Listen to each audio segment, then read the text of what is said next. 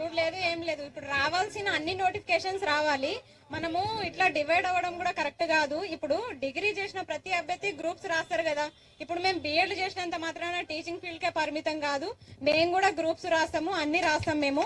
కాకపోతే మాకు జూన్ 2 కి మాకు జాబ్ క్యాలెండర్ రిలీజ్ చేస్తామని చెప్పారు కాబట్టి మీరు చెప్పిన ప్రకారం మాకు జాబ్ క్యాలెండర్ రిలీజ్ చేయాలి.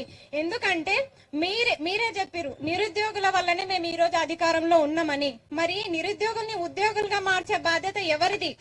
మీరు ఎంతసేపటికి ఏ ఎన్నికలు పెట్టుకోవాలి, ఏ జీవోలు మార్చుకోవాలి, ఏ విగ్రహాలు మార్చుకోవాలి, ఎట్లా చేయాలి, దీని మీద ఫోకస్ చేసిర్రు గాని నిరుద్యోగుల పైన ఎవరైనా ఫోకస్ చేస్తున్నారా? మా కర్మేందో గాని కొన్ని నోటిఫికేషన్ లో లోపాలు ఉన్నాయని ఏదైనా లీడర్ దగ్గరికి వెళ్తే మేము గురుకుల విషయంలో చాలా మందిని కలిసినాము.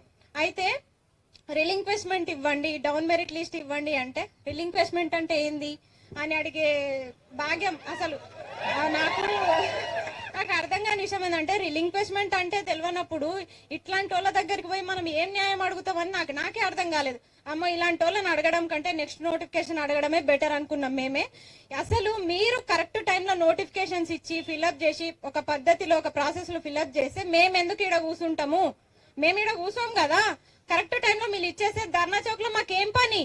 మేము డైరెక్ట్ ఏదైనా జాబ్ చేసుకుంటూ కూర్చుంటాం కదా. ఇచ్చే నోటిఫికేషన్లు సక్రమంగా ఇవ్వండి. జాబ్ వచ్చిన వాళ్ళు జాబ్ లో జాయిన్ అవుతారు, రానోళ్ళు ప్రైవేట్ జాబ్స్ అన్నా చేసుకుంటారు కదా. ఇట్లా ఇస్తామని ఆవకాయ ఊరిచ్చినట్టు ఊరిచ్చి ఇంకెప్పుడు ఇస్తారు?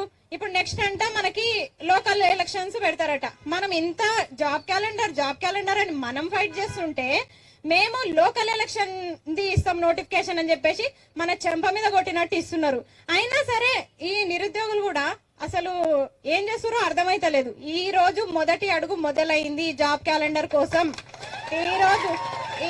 ఈ రోజు మొదలైన అడుగు జాబ్ క్యాలెండర్ వచ్చే వరకు మీరెవ్వరు కూడా వెనక్కి తగ్గొద్దు. ఫస్ట్ ఆఫ్ ఆల్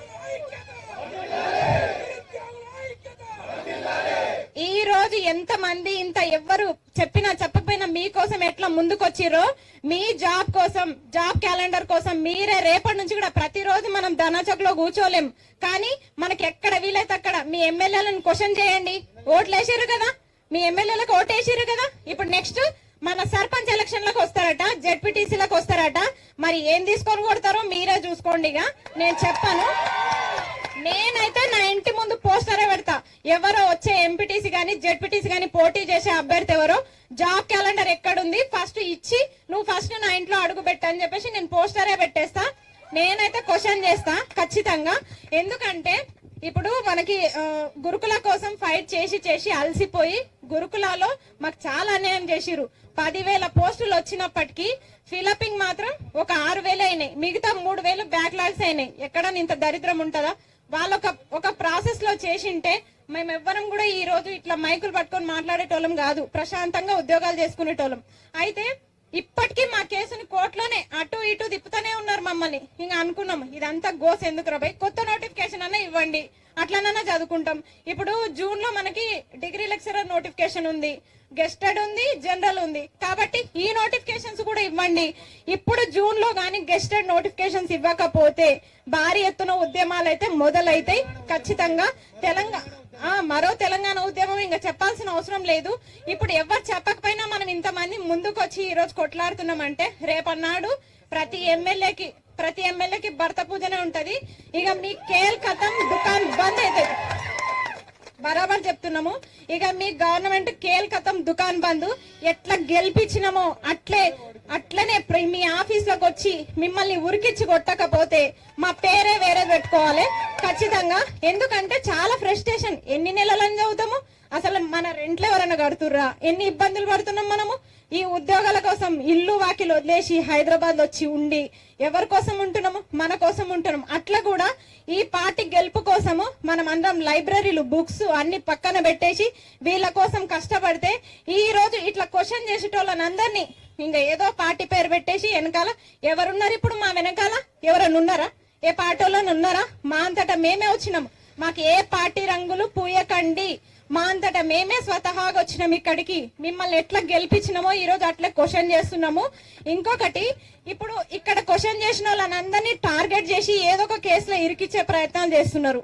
ఏంది, ఎన్ని రోజులని భయపడతాము? సరే, మాకు కేసులు పెట్టి ఇరికిచ్చినా పర్లేదు, మా ఇంట్లో ఒకరికి ఉద్యోగం వచ్చినా చాలు, మేము బాగుపడతాం, మా కుటుంబం బాగుపడుతుంది. కానీ ప్రశ్నించే గొంతుకల్ని మీరు అనగదొక్కాలనుకుంటే మాత్రం అది అసంభవం, జరగని పని. వెంటనే June 2కి జాబ్ క్యాలెండర్ రిలీజ్ చేయాలి. అన్న ప్రకారమే జూన్ లో మనకి గెస్టెడ్ పోస్టులు ఉన్నాయి. ఆ గెస్టెడ్ పోస్టులు డిఎస్సి యథావిధిగా, ఈ టెట్ లో కూడా అన్ని ఫీజులు పెంచేసి 250 ఉన్న ఫీజుని 750, 1000కి పెంచిరు. ఎందుకు అసలు అంటే ఆన్లైన్ ఎగ్జామ్ అట. ఆన్లైన్ ఎగ్జామ్ పెట్టి నువ్వేమైనా డిస్టిక్ లో పెడుతున్నావా? అట్లా కూడా మాకేమైనా సౌలభ్యంగా పెడుతున్నావా? లేదు. వేరే డిస్ట్రిక్ట్స్ నుంచి వచ్చి ఇక్కడ ఎక్కడనో మల్లారెడ్డిని బతికించే ప్రయత్నం చేస్తున్నాడు. అంతే కదా, మల్లారెడ్డిని బతికిస్తున్నాడు.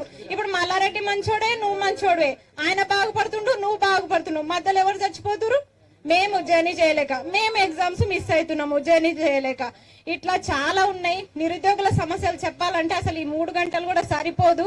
మనం అంతా పొట్టగొట్టుకొని అన్ని చాలా సాక్రిఫైస్ చేసి చదువుకుంటున్నాము.